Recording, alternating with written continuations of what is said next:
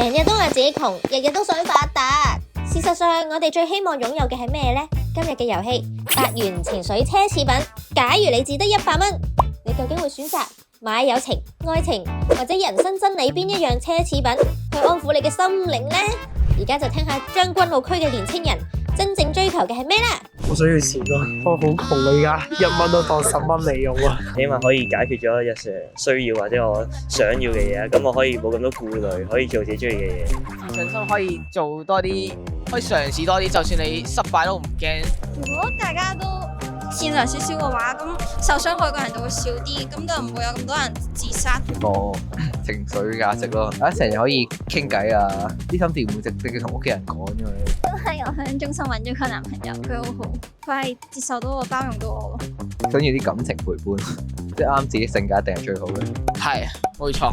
因為屋企人好重要咯。屋企人係我哋一生之中最親同埋第一個認識嘅人，所以我哋一生之中最需要嘅就係屋企人。我想知道呢個世界真理，想有好多疑惑、好多問題想解決，就知道噶啦。你改變唔到嘅嘢就忘記咗係啦，即係你可以改變嘅嘢就要更加把握你機會去改變咯。想做就去做，自己一路自己行。如果你真係真心中意佢嘅話，你會中意到，就算人哋講咩都好，你都係會去照做嗰樣嘢。瞓咗覺啦，可能會好啲嘅。要相信嘅力量，因為話隨住時間，你會遇到更加多唔同嘅新嘅嘢、新嘅事物，會冚過咗嗰啲傷痕。你可以記住，可以唔原諒，但係你要放過你自己咯。追求幸福嘅真正價值，在乎於選擇。人生嘅選擇係無比重要嘅，認清自己嘅需求，先可以做出正確嘅選擇。等我哋一齊追尋屬於自己嘅幸福之路啦！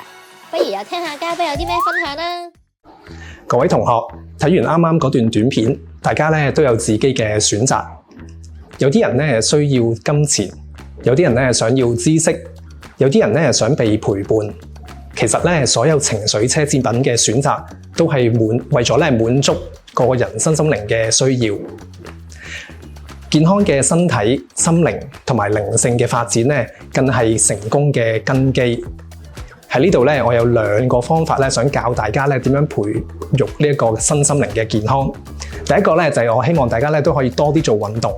強健嘅體格咧係身心靈嘅資本，無論係高低強度運動咧，都能夠咧促進我哋身心嘅健康。關鍵咧係咪我哋咧可以咧持之以恆咁樣去做，每日咧都做一啲嘅運動咧，係可以咧增添活力之餘咧，亦都可以咧分泌多啲安多酚，使到我哋咧心情咧可以輕鬆愉快，而且咧可以減少壓力、焦慮嘅感覺，可以咧幫助我哋瞓覺都瞓得好啲㗎。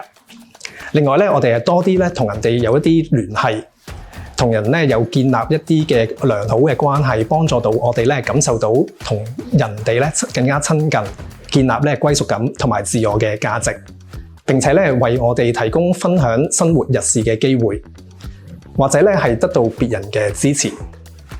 我喺度咧鼓勵大家多啲與家人、朋友、同事、鄰居、社區裏邊嘅人，甚至係寵物去到相處。